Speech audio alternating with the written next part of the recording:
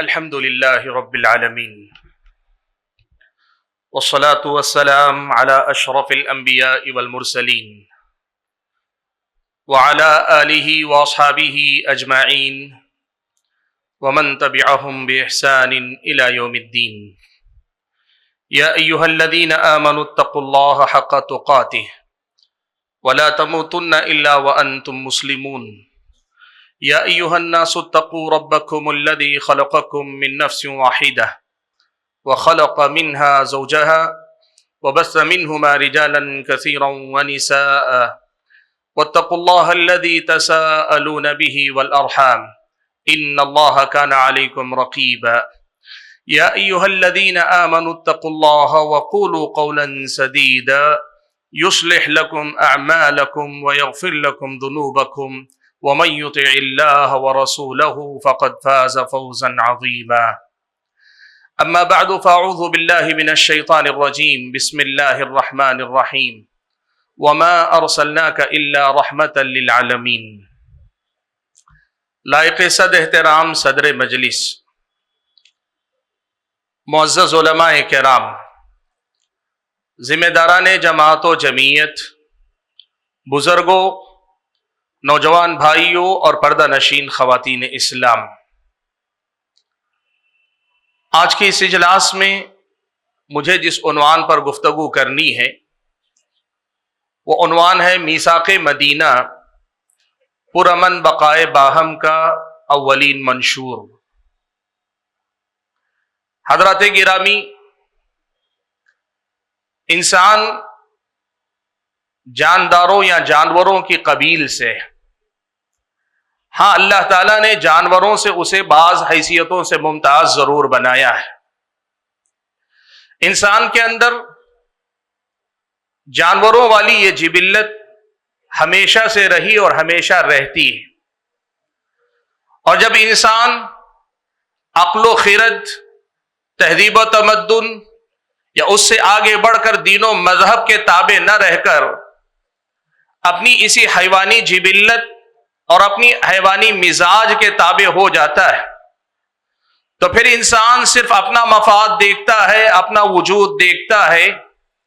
اپنا اور اپنوں کے علاوہ اسے دنیا میں کوئی اور نظر نہیں آتا۔ اور جب کبھی انسانی سماج میں انسان حیوانیت کے اس جذبے کا شکار ہوتا ہے تو پھر سماج کے اندر بدامنی کا پھیلنا، حقوق کا پامال ہونا، انسانیت کا کراہنا اور انسانیت کی چیخ و پکار کا ہر طرف سنائی دینا، مرد و عورت کا فرق مٹ جانا، بچوں اور بوڑھوں کا بے دریغ قتل ہونا، یہ انسانی سماج کا ایسا تماشا ہوتا ہے کہ جس تماشے کو دیکھ کر جنگل کے جانور بھی شرمندہ ہو جائیں۔ حاضرین گرامی قدر، پیارے نبی صلی اللہ علیہ وسلم کے بارے میں اللہ تبارک و تعالیٰ نے یہ بات ارشاد فرمائی کہ وما ارسلناک الا رحمتا للعالمین۔ ہم سب جانتے ہیں کہ پیارے نبی صلی اللہ علیہ وسلم نے اللہ کے بندوں کو اللہ کا بندہ بننے کے لیے، اللہ تبارک و تعالیٰ کے بندوں کو اللہ تبارک و تعالیٰ کی بندگی سے جوڑنے کے لیے اور اللہ تعالیٰ کے بندوں کو اپنی آخرت کی کامیابی کی خاطر اللہ کی عبادت کے رنگ میں رنگنے کے لیے صبح و شام آپ نے آواز دی، سب کو پکارا، سب کو آپ نے ندا دی۔ لیکن بھائیو، یہ بڑے راز کی بات نہیں، یہ کھلی حقیقت ہے کہ انسان جب اللہ تبارک و تعالیٰ کا بندہ بنتا ہے، وہ بندگی کے کمال پہ پہنچتا ہے تو حقیقت میں انسانیت کے کمال پہ پہنچتا ہے۔ اسی لیے یہ بات ہم بڑی ذمہ داری اور بڑے دعوے کے ساتھ یہ کہتے ہیں کہ پیارے نبی صلی اللہ علیہ وسلم نے انسانی سماج کو انسانی بنیادوں پر ایک دوسرے کی قدر کرنے، انسانوں کی حیثیت سے ایک دوسرے کے بنیادی حقوق کی حفاظت کرنے، انسان کی حیثیت سے ایک دوسرے کے حقوق کے پامال کرنے سے بچنے کی جس قدر واضح، جس قدر مفصل، جس قدر زیادہ باریک تعلیمات آپ نے اپنے پیچھے چھوڑی ہیں، دنیا میں نہ کوئی قانون ایسا ہے، نہ کوئی دستور ایسا ہے، اور نہ ہی کوئی مذہبی شخصیت اور نہ ہی کوئی کوئی مصلح ایسا کھڑا ہوا جس نے ایسی کوئی تعلیمات اپنے پیچھے چھوڑی ہو۔ آپ پیارے نبی صلی اللہ علیہ وسلم کی ان تعلیمات کو دیکھیں جو مسلمان سے یہ کہتی ہیں کہ تم غالب ہو کہ مغلوب ہو، تم اپنے ملک میں ہو کہ پرائے ملک میں ہو، تم طاقتور ہو کہ کمزور ہو۔ تمہیں یہ نہیں بھولنا چاہیے کہ انسان تو انسان ہے، اس دنیا کے جانوروں کے ساتھ بھی ذرا برابر زیادتی کرنے کا اسلام تمہیں حق نہیں دیتا، اجازت نہیں دیتا۔ دنیا تمہارا محاسبہ نہ کرے، تم نے اگر کسی پہ زیادتی کی، کسی پر تم نے دست درازی کی، کسی کی حق تلفی کی، خواہ وہ کوئی ایسا جانور ہو جسے بولنے کی طاقت نہ ہو، دنیا ہو سکتا ہے تمہارا محاسبہ نہ کرے، لیکن رب ذوالجلال ضرور تمہارا محاسبہ کرے گا۔ آپ نے مجھ سے پیش رو مقررین میں سے بہت ساروں کی تقریروں میں حوالہ سنا، ایک خاتون ایک بلی کی وجہ سے جہنم میں جاتی ہے۔ پیارے نبی صلی اللہ علیہ وسلم نے یہی بات جب جانوروں کے بارے میں کہی تو انسانوں کے بارے میں آپ کی تعلیمات کس قدر مثالی ہو سکتی ہے، ہم اندازہ لگا سکتے ہیں۔ حاضرین گرامی قدر، بات میں ذرا اور آگے لے جاتا ہوں۔ عام حالات تو عام حالات ہیں، اسلام جب غالب ہو، اسلام کا جب غلبہ ہو، اسلام جب حاکم ہو، مسلمان جب طاقتور ہو، دوسری قومیں، دوسرے مذاہب کے نام لیوا لوگ اس حکومت کے تحت، مسلم حکومت کے تحت سانس لینے والے ہوں، اسلامی شریعت بہت واضح الفاظ میں اس بات کی ضمانت دیتی ہے کہ انسان ہونے کے ناطے تمہاری 5 جو بنیادی ضروری چیزیں ہیں، ان میں سے کسی چیز کو خطرہ ہرگز لاحق نہیں ہوگا۔ اسلام جہاں مسلمانوں کے دین و ایمان کے تحفظ کی بات کرتا ہے، تمہیں اپنے مذہب پر باقی رہنے کی اجازت دیتا ہے، چھوٹ دیتا ہے۔ فمن شاء فلیؤمن ومن شاء فلیکفر۔ اسلام تمہاری جان کی ضمانت دیتا ہے۔ اللہ کے نبی صلی اللہ علیہ وسلم نے فرمایا من قتل معاہدا لم یرح رائحة الجنہ وان رائحتها لتوجد من مسیرۃ 40 عاما۔ جو کسی معاہد ذمی سے، کسی کے ایسے انسان سے جو غیر مسلم ہے، مسلم حکومت کے تحت رہتا ہے لیکن ناحق قتل کر دیا جاتا ہے، قتل کرنے والا اگر وہ مسلمان ہے، نبی علیہ الصلوۃ والسلام نے فرمایا وہ مسلمان ہو کر ایک غیر مسلم کو ناحق قتل کرنے کی وجہ سے وہ جنت کی خوشبو بھی نہیں پا پائے گا، جبکہ جنت کی خوشبو 40 سال کی مسافت سے بھی پائی جا سکتی ہے۔ حاضرین گرامی قدر، اسلام نے مال کے تحفظ کی بات کی تو غیروں کے مال کے تحفظ کی بھی بات کی۔ اللہ کے نبی صلی اللہ علیہ وسلم نے چوری، مسلمان کے مال کی چوری کو بھی چوری قرار دیا، غیر مسلم کے مال کے چوری کو بھی چوری قرار دیا، اس کی عزت کو بھی عزت قرار دیا، اس کی عقل کو بھی محفوظ ہونے کا حق اللہ کے نبی صلی اللہ علیہ وسلم نے عطا کیا۔ حاضرین گرامی قدر، پیارے نبی صلی اللہ علیہ وسلم کی یہ تعلیمات وہ غالب سماج جہاں مسلمان غالب ہو وہاں سے متعلق بنیادی باتوں کی روشنی میں آپ کے سامنے رکھ رہا ہوں، لیکن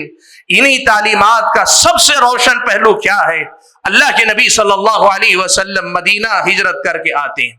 مکہ سے اللہ کے نبی ہجرت کر کے جب مدینہ پہنچتے ہیں، مدینے کی حالت یہ ہے کہ مدینے میں اس وقت ایک طرف تو انصار ہیں جو مسلمان ہیں، اللہ کے نبی پر ایمان لائے، اور ساتھ میں مہاجرین ہیں، یعنی انصار و مہاجرین کو ملا کر مسلمانوں کی ایک جماعت۔ دوسری طرف ابھی بہت سارے وہ لوگ ہیں جو ابھی اپنے آبا و اجداد کے دین پر، بت پرستی پر باقی ہیں، مشرک ہیں، ابھی انہوں نے اسلام قبول نہیں کیا۔ مدینے میں اچھی خاصی آبادی ان لوگوں کی بھی، اور مدینے میں عین اسی وقت پر 3 بڑے یہودی قبائل آباد ہیں، بنو قینقاع، بنو نذیر اور بنو قریظہ، یہ تینوں قبائل آباد ہیں۔ پیارے نبی صلی اللہ علیہ وسلم کا، اللہ کے نبی صلی اللہ علیہ وسلم کی حکمت کا اور آپ صلی اللہ علیہ وسلم کے رحمت للعالمین ہونے کا مظاہرہ آپ دیکھیں۔ آپ نے اور آپ کے صحابہ نے مدینے کو پوری طرح فتح نہیں کیا، جنگ کر کے اسے جیتا نہیں ہے۔ یہودی آپ کے ہمارے مغلوب نہیں ہوئے، وہ جو غیر مسلم ابھی اسلام نہیں قبول کیے وہ مسلمانوں کے ماتحت نہیں بنے۔ اللہ کے نبی صلی اللہ علیہ وسلم نے میثاق مدینہ کا آپ صلی اللہ علیہ وسلم نے انتظام کیا، یعنی آپ نے یہودیوں کو بلایا، وہاں کے غیر مسلموں کو بلایا، مسلمانوں کو اپنے ساتھ لیا، تینوں مل کر آپ صلی اللہ علیہ وسلم نے ایک معاہدے پر اتفاق کیا جسے میثاق مدینہ کہا جاتا ہے۔ سبحان اللہ، انسانی تاریخ میں دنیا 2 ہی چیزیں جاتی ہیں، یا تو کوئی غالب ہوتا ہے، کوئی مغلوب ہوتا ہے۔ جو غالب ہوتا ہے جس کی لاٹھی اسی کی بھینس چلتی ہے، اور جس جو آدمی مغلوب ہوتا ہے اس کا کوئی کوئی حق نہیں مانا جاتا۔ نبی علیہ السلام نے تاریخ کے ایسے طویل تجربے کے بعد انسانی تاریخ میں پہلی مرتبہ یہ تجربہ دنیا کے سامنے رکھا کہ دنیا والوں، جہاں کسی کی برتری نہیں ہے، سب انسان ہونے کے ناطے ایک ساتھ جینا چاہتے، کوئی غالب کوئی مغلوب نہیں ہے، وہاں ایسا بھی ہو سکتا ہے کہ ہم آپس میں مل جل کر کچھ ایسے اصولوں پہ اتفاق کر سکتے ہیں جو اصول ایک طرف ہمیں اپنے دین پر رہنے کی آزادی دیں، ایک طرف ہمیں اپنے دین کے تئیں تحفظ کا احساس بھی دیں، اور دوسری طرف انسانی بنیادوں پہ ہمیں ایک دوسرے کو انسان کی نظر سے دیکھنے، انسان سمجھ کر معاملہ کرنے، انسان کی حیثیت سے، ایک سماج کے افراد کی حیثیت سے ایک دوسرے پہ بھروسہ کر کے جینے کا سبق پڑھا سکتی ہے۔ ایسا معاہدہ اللہ کے نبی صلی اللہ علیہ وسلم نے کیا۔ حاضرین گرامی قدر، تاریخ ان حقیقتوں کو عام طور پہ نمایاں نہیں کرتی،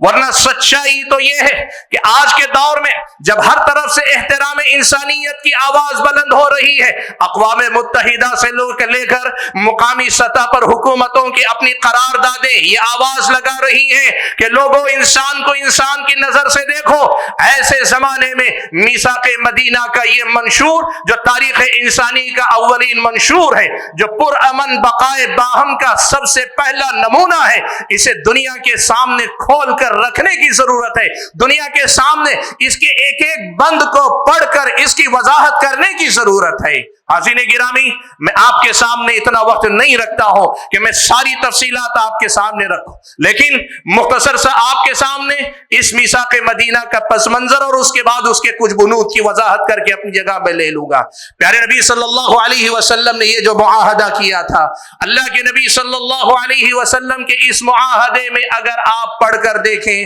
کل 52 بند ہیں۔ 50 پر 2 ہماری عام سعود کی زبان میں ہم کہتے ہیں 52 بند ہیں۔ 52 اس میں نکات ہیں جس میں اللہ کے نبی صلی اللہ علیہ وسلم نے اس میثاق مدینہ کے اطراف و جوانب کو گھیر کر مدون کیا ہے۔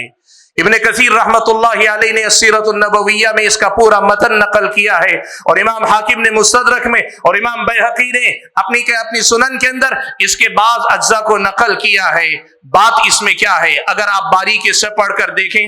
ان 52 بنود میں سے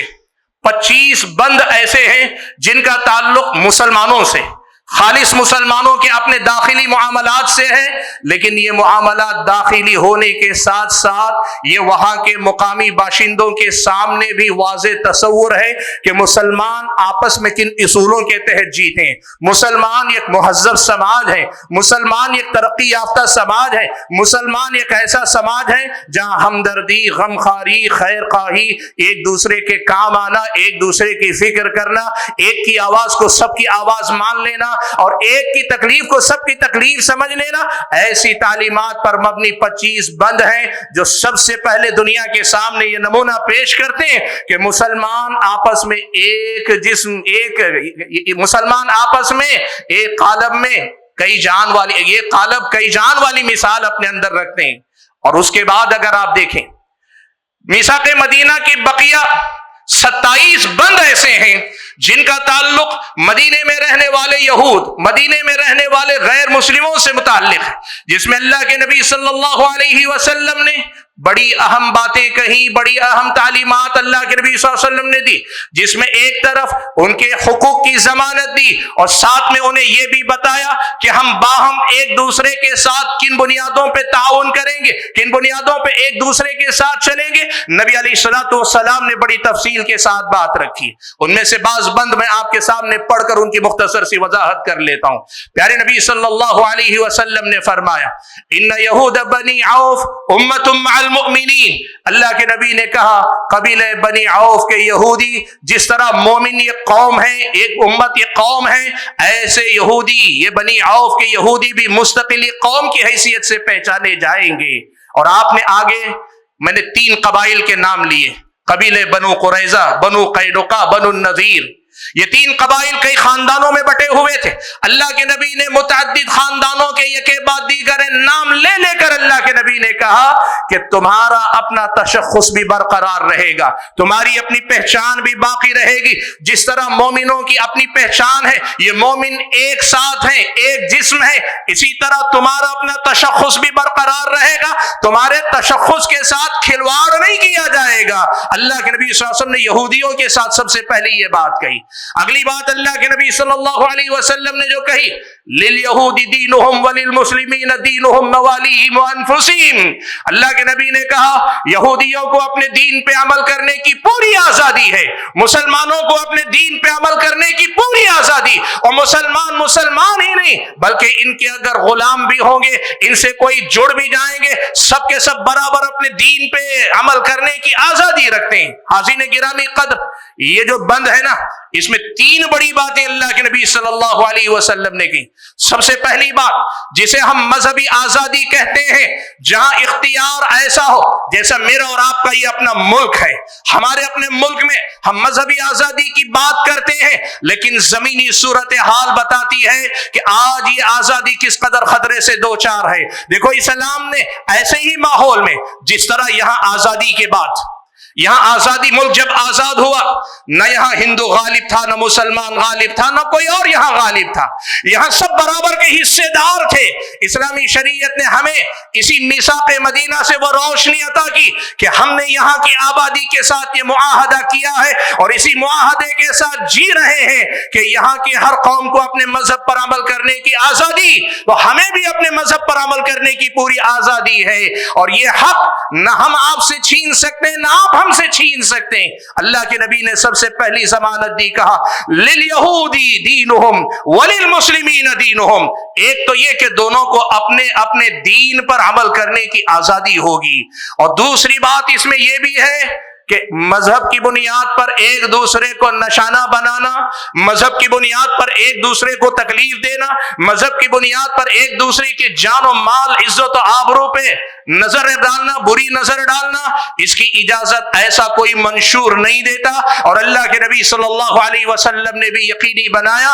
کہ تم یہودی ہو کہ مسلمان, صرف اس لیے کہ تم یہودی ہو تمہاری جان مال عزت و آبرو پہ کبھی کوئی بری نظر نہیں ڈالے گا. اور اگر مسلمان ہیں تو یہودیوں کو بھی چاہیے, یہاں کے غیر مسلموں کو بھی چاہیے کہ کسی مسلمان کی جان مال عزت و آبرو پہ کبھی کوئی غلط نگاہ نہ ڈالیں, کہ یہی اصل میں باہمی حقوق کا تحفظ ہوتا ہے. پرامن بقائے باہم کے یہی اصول ہوا کرتے ہیں. اور تیسری بات یہ ہے کہ اسلام نے دین کے معاملے میں کہا تمہارا دین تمہارے لیے, ہمارا دین ہمارے لیے, لیکن جہاں تک اجتماعی معاملات ہیں, آپسی معاملات ہیں, سماجی معاملات ہیں, یہاں کے عام مسئلے ہیں, اس میں اللہ کے نبی نے یہودیوں کو اور مسلمانوں کو آپس میں ایک دوسرے کا شریک قرار دیا. مسلمان یہودیوں سے جدا اپنے دینی تشخص میں تھے, اور یہ تشخص باقی رہنا چاہیے. آج یہ بات میں ذمہ داری سے کہنا چاہتا ہوں بھائیو, آج یہ بڑا المیہ ہے. ملک جس رخ پہ جا رہا ہے اس میں ہم یہ دیکھ رہے ہیں کہ لوگ اسی وقت آپ کو پرامن شہری مانیں گے جب آپ ان کے مذہبی رسومات میں شریک کریں, یا آپ اسی انسان کو مسلمانوں کا خیر خواہ سمجھیں جو آپ کی عید میں شریک ہو, آپ کی مسجد میں شریک ہو. اسلامی شریعت کہتی ہے کہ باہم اعتماد کی فضا ہوتی ہے تو اتنا کافی ہے کہ وہ میرے مذہب میں دخل نہ دے, میں اس کے مذہب پہ دخل اندازی نہ کروں, اس کا معاملہ اس کے ساتھ رہنے دو. دعوت و تبلیغ کا میدان تو کھلا رہے گا, لیکن زبردستی لا اکراہ فی الدین, نہ میں اسے زبردستی کرو نہ تم مجھے زبردستی کرو. آج یہ جو صورتحال ہے کہ مسلمان کی وطن پرستی کا معیار یہ ہے کہ مسلمان اپنے اسلامی تشخص کو بھلا کر اپنے آپ کو اس سطح پہ اتر کر ملک کا وفادار ثابت کرے جہاں اسے اپنے دین سے سمجھوتا کرنا پڑے. اسلامی تاریخ کا یہ منشور بتاتا ہے کہ اس کے بغیر بھی ممکن ہے کہ تم اپنے دین پہ رہو, میں اپنے دین پہ رہوں, پھر بھی ہم باہم ایک دوسرے کے ساتھ تعاون کرتے ہوئے جیے, پرامن زندگی جیے, پرامن بقائے باہم کے اصول پہ یہاں زندگی گزار گزاریں، یہ ممکن ہے۔ اللہ کے نبی کا یہ منشور ہم اور آپ کو سکھاتا ہے۔ حاضرین گرامی، پیارے نبی صلی اللہ علیہ وسلم نے اس میں جو بنود گنائے ان میں سے ایک بند یہ بھی ہے، اللہ کے نبی نے فرمایا انہ لم یأثم امرؤ بحلیفہ، اللہ کے نبی نے فرمایا مان لو مدینہ میں ہیں تو سب سے پہلے اللہ کے نبی نے کہا ان یثرب، اللہ کے نبی نے فرمایا ان یثرب حرام جوفها لأہل هذه الصحیفہ۔ اب اس دستور سے اتفاق رکھنے والوں کو سمجھ لینا چاہیے مدینہ اور داخل مدینہ کی تمام چیزیں اس کے لیے قابل احترام ہیں۔ اس صحیفے کے تحت، اس قانون کے تحت اگر اتفاق کر رہے ہو تو پھر مدینے کی سالمیت یا سلامتی کے ساتھ سمجھوتا کرنے کا تمہیں حق نہیں دیا جاتا۔ حاضرین گرامی قدر، اس ملک کے شہری ہونے کی حیثیت سے ہم اور آپ بھی یہاں کے قانون کے ساتھ اتفاق کر کے باہم تعاون کے ساتھ رہ رہے ہیں، تو پھر اس ملک کے امن و امان کے ساتھ کھلواڑ کرنے کی اجازت اسلام ہمیں بھی نہیں دیتا اور ان کو بھی اجازت نہیں دیتا کہ آپ اگر اس ملک کا شہری ہمیں سمجھتے ہیں تو آپ بھی یہاں کے امن و امان کے ساتھ کھلواڑ نہ کریں۔ اور آگے اللہ کے نبی نے کہا انہ لم یأثم، اللہ کے نبی نے فرمایا انہ لم یأثم امرؤ بحلیفہ، اگر کوئی ایک غلطی کرے اس کی سزا اس کے قبیلے کے دیگر افراد سے نہیں لی جائے گی۔ آج کے ہمارے سماج کی روشنی میں کہو کوئی مسلمان زیادتی کرے اسے ہندو مسلم فساد کی صورت دینا تمہاری غلطی، کوئی غیر مسلم اگر غلطی کرے اسے ہندو مسلم فساد کی سطح پہ لے جانا یہ تمہاری اپنی غلطی ہے۔ حاضرین گرامی قدر، پیارے نبی صلی اللہ علیہ وسلم نے ساتھ میں یہ بھی کہا وَأَنَّ النَّصْرَ لِلْمَظْلُومِ، یہ بھی ضابطہ لکھ لو کہ اس زمین کے اندر جس پر بھی ظلم ہوگا اس کا دین اس کا مذہب نہیں دیکھا جائے گا، دیکھا یہ جائے گا کہ وہ مظلوم ہے اور اس مظلوم کے ساتھ کھڑے ہو کر ظالم کا ہاتھ پکڑا جائے گا۔ حاضرین گرامی قدر، آخری ایک بات کہہ کر میں اپنی بات ختم کر لیتا ہوں۔ یہ منشور کے کچھ صرف اشارات ہیں، آپ پڑھ کر دیکھیے کتب سیرت میں، اور اس سے آگے بڑھ کر دیکھیے اللہ کے نبی نے یہ معاہدہ کیا، آخری دم تک اللہ کے نبی نے اس معاہدے کو نبھایا۔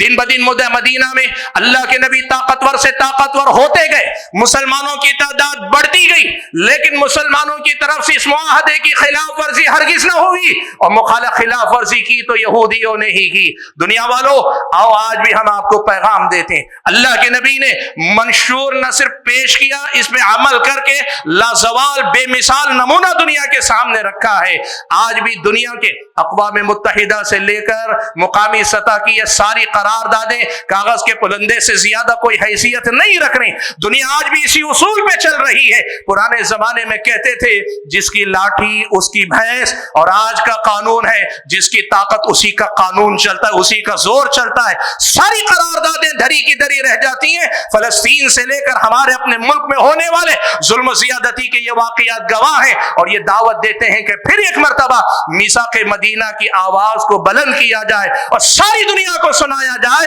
کہ اللہ تبارک و تعالیٰ کا یہ دین پیارے نبی صلی اللہ علیہ وسلم کے ذریعے ساری دنیا کے لیے رحمت بنا کر بھیجا گیا ہے۔ وما ارسلناک الا رحمۃ للعالمین۔ والسلام علیکم ورحمۃ اللہ وبرکاتہ۔